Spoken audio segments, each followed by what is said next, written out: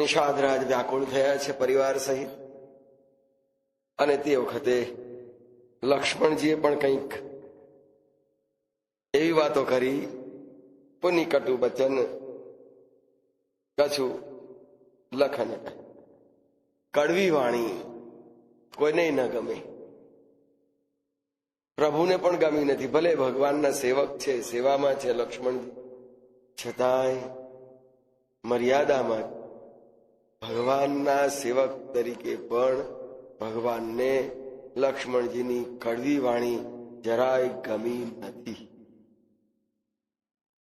એટલે પ્રભુએ મર્યાદા મૂકી. ક્યારેય પણ ભલે સેવક હોય તો પણ કટુવાણી બોલવાનો અધિકાર નથી.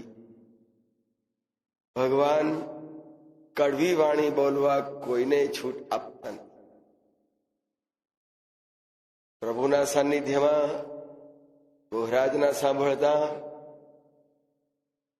મહામંત્રીને કહી રહ્યા છે લક્ષ્મણજી કડવી વાણી. પ્રભુએ તરત રોક્યા છે અને સુમંતજીને કહ્યું કે મહામંત્રીજી, સુમંતજી, તાત, આજે કઈ લક્ષ્મણજીની કડવી વાણી છે એ તો આપ ધીર ગંભીર અને ઠરેલ છો, મહામંત્રી છો, આપ તો જાણો છો. એ જે કંઈ પુનિ કછું, આ ઉપરાંત કંઈક લક્ષ્મણજીએ કડવી વાત કહી છે, સ્વાભાવિક. નાના છે, ઘરમાં બોલવાની નાનાને છૂટ વધારે પડતી હોય. નાનું હોય ને એની છૂટ વધારે પડતી મળે. અને તે વખતે એમ લક્ષ્મણજી સૌથી નાના છે અને ભગવાન મોટા છે એટલે લક્ષ્મણજી થોડાક લાડકા પણ છે. છતાંય ગમે એટલો વાલ લાડ હોય તોય કડવી વાણી તો ન જ બોલાય એમ પ્રભુએ મર્યાદામાં પુની કછું, કંઈક વધારે નહીં કહ્યું હોય પણ થોડુંક કહ્યું હશે. પણ એ થોડીક વાતને પણ લક્ષ્મણજીના કડવા વચનને પ્રભુએ કહ્યું આ કડવું કહેવાય. કડવાશની સ્થિતિમાં પણ પ્રભુએ પોતાના વિવેકમાં રહી, મર્યાદામાં રહી અને મધુરતાનો ક્યારેય ત્યાગ કર્યો નથી. આખું વાતાવરણ કડવાશનું છે. પરિવારમાં, સમગ્ર અયોધ્યામાં, પ્રાણીઓમાં પણ ભગવાને પોતાનું માધુર્ય છોડ્યું નથી. ભગવાન સ્વયં મધુર સ્વરૂપ, મધુરાધિપતે અખિલમ મધ. પણ તે છતાંય કડવું સામે આવ્યું. સુમંતજીને કહ્યું કે સુમંતજી, પ્રભુ બરજે બળ અનુચિત જાની. લક્ષ્મણજીને વાર્યા છે, ભાઈ ભાઈ ભાઈ, આ ન બોલાય આવું. પ્રભુ બરજે, એમને વાળી લીધા, ના બોલાય. મોઢા ઉપર હાથ મૂકી દીધો. લક્ષ્મણ, આ કડવી વાણી મારી સાથે તને શોભે? પ્રભુ બરજે બળ અનુચિત. આ તો ઘણું અનુચિત કહેવાય, ઉચિત કહેવાય જ નહીં. આ સારું કહેવાય. જે ખોટું છે ખોટું, એને ક્યારે પણ સાચું કહેવાય.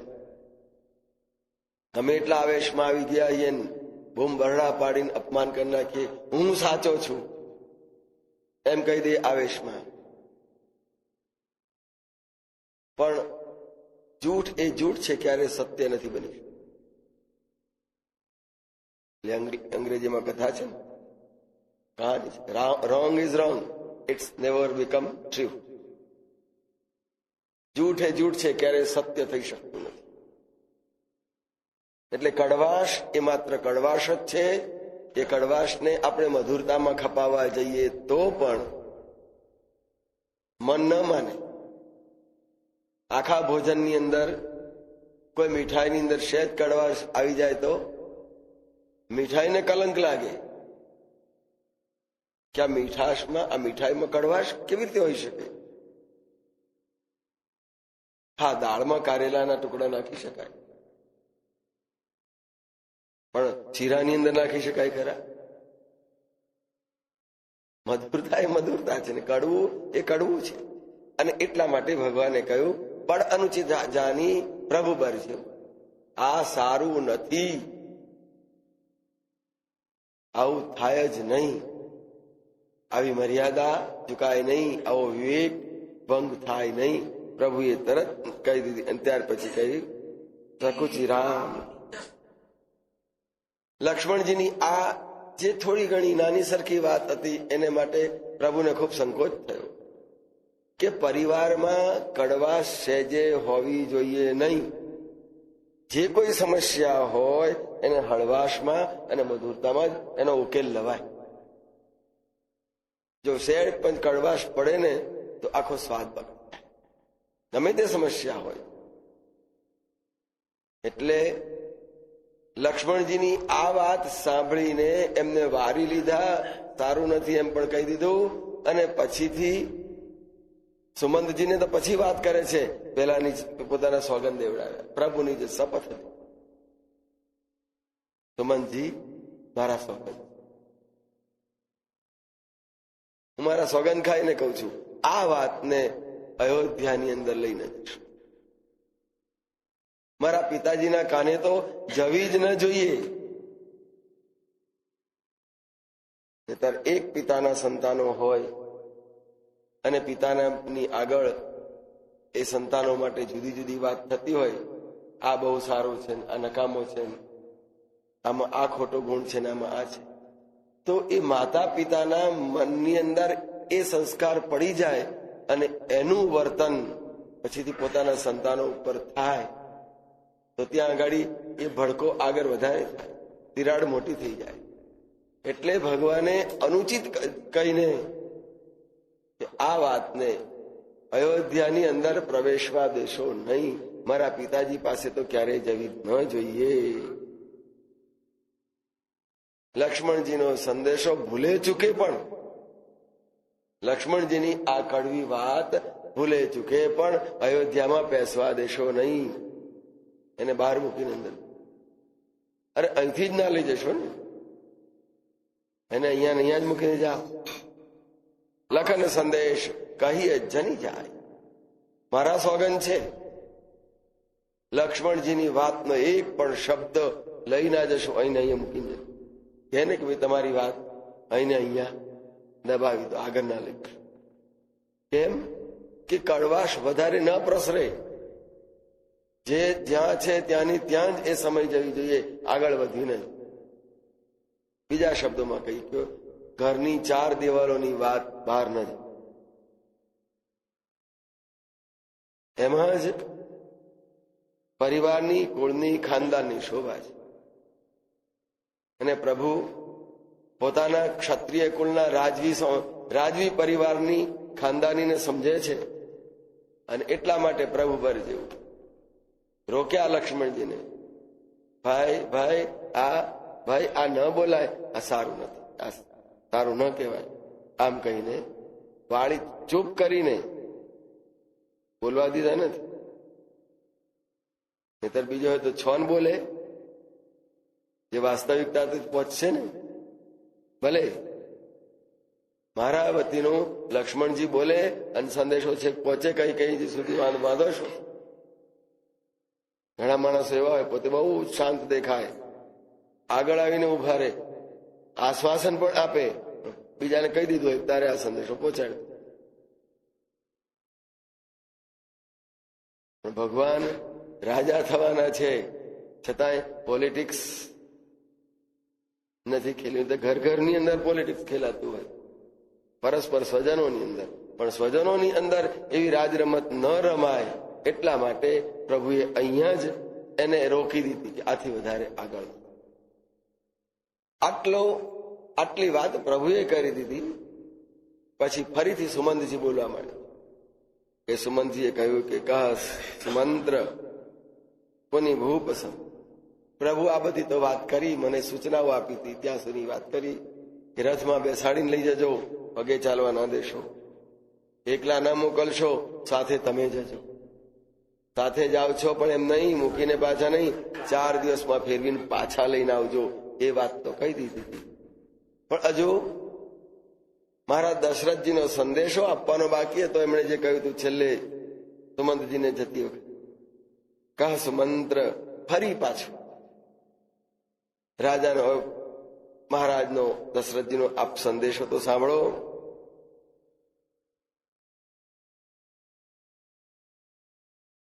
સંબંધોને સાચવવાના છે. પહેલી વાત રામજીની નથી કરી, પોતાના પુત્રોની નથી કરી, પણ જેને પારકે ઘેરથી લાવીને પોતાની કુલવધુ બનાવી છે, પોતાના ઘરની લક્ષ્મી બનાવી છે, અન્નપૂર્ણા બનાવી છે જેને, એનું શું? કદાચ જનકજી આવીને કહે, મારા દશરથજી આપણે વિવાહ ખરા, એની ના નહીં, સંબંધે સાચો, પણ તમે વરદાન તો કૈકેયીને એકલા તમારા પુત્રને તમારા પુત્રને જવા માટે વનવાસ આપ્યો હતો, એમાં મારી દીકરીનો કયો અપરાધ? એવો કંઈક મીઠો ઠપકો જયારે આવશે તો મારે શું જવાબ આપો? જે કંઈ મુશ્કેલી હતી, તમારા ઘરની સમસ્યા હતી, મારી દીકરીનો કયો વાંક હતો કે એને 14 વર્ષ વનમાં ધકેલી દીધી? પાછા બોલતા ખોટું ના લગાડશો, પણ વાસ્તવિકતાને સમજજો. આ વ્યવહારની વાત કરી, પણ પ્રભુએ, સુમંતજીએ અહીંયા ગાડી આ વાત કરી, અને એ વિચાર મારા દશરથજીનો છે. દશરથજી અયોધ્યાના રાજમહેલમાં છે, અને રાજમહેલનો એ અયોધ્યાનો સંદેશો પ્રભુ અગાડી કહેતા કે છે, સહી ન સકાઈ સિય વિપિન કલે. પહેલી વાત પુત્રવધુની કરી છે. મારા દશરથજીએ જે વેદના પૂર્વક કહ્યું છે, મારી પુત્રવધુ મારી વનના દુઃખો, વનના કષ્ટોને સહન નહીં જ કરી શકે, હું જાણું છું. એ રાજકુમારી છે, રાજકુલમાં જન્મીને ઉછરેલી છે, આપણે ત્યાં આવી છે, આપણે લાવ્યા છીએ, એને વનમાં મોકલવા માટે નથી લાવ્યા. આવતાની સાથે જ કહીએ, તારામ તો અક્કલ નથી, તને કશું આવડતું નથી, આવ ભોટ છું, તને કશું શીખવાડ્યું નથી. કેટલા, અરે ભાઈ આવી છે, અજાણી છે, ધીરે ધીરે એને સમજાવો, તૈયાર કરો, ઘરના વાતાવરણની અંદર ભેળવો, પણ સીધા જ ભૂસકા મારીને સીધી આગળ ચાપે, એને હળગાવા જ માંડે. ખૂબ શાંતિથી સરસ રીતે એને કેળવવી પોતાના ઘરના વાતાવરણ. હવે તમે ઘરના આંગણે તો એમને તો પહોંચ્યા છે, આરતી ઉતારીને ઘરમાં લાવ્યા છે, અને ઘરમાં લાવ્યા પછી કંઈક આવા મેળણ છછ્યા કરવા માટે નથી ઘરમાં લાવ્યા. ખૂબ તિલક કરી, મોઢામાં ગોળ મૂકી, પેલું કોળિયું પાછું ભગાવે છે ને ઉપર છાપું, આ તો કોઈ એક વાર જોયેલું છે, અને પછી ઘરમાં પગ. તો આમ સીતાજીને માટે કહ્યું, સુમંતજીએ સંદેશો આપ્યો, આપના પિતાજીએ આ સંદેશો લ્યો છે, સહી ન સકાઈ સિય વિપિન કલેશ. મારી પુત્રવધુ એ વનની અંદરના દુઃખો, એ વિકટ પરિસ્થિતિ અને ભયાવહતા એ જરાય સહેજ પણ સહન નહીં કરી શકે, એની મને ખબર છે, હું જાણું છું. હવે લગ્ન કરીને આવે તો જાજો સમય થયો નથી, છતાંય બધું સમજી ચૂક્યા છે. આપણે બીજી રીતે પોઝિટિવ ને નેગેટિવ રીતે સમજતા આવીએ છીએ. કોઈ પણ વ્યક્તિની અંદર ક્ષતિ હોય ન હોય એમ નહીં, દરેકનામાં ઉણપ કંઈક ને કંઈક હોય. અનાજ ઘઉંની સિઝન છે, લાઈન ભરતા હશો ને, ઉપણવાના, કાંકરા વીણવાના, લઈને આવ્યા છે, છતાં ઉણપ તો છે, છતાંય મોઈને પાછા ભરી લઈએ. એમ ઘરની પુત્રવધુને જે કઈ કાંકરા હોય, ઉપણી ચારી કાઢી અને ફરી એને મોઈને સારી રીતે ઘરમાં રાખજો.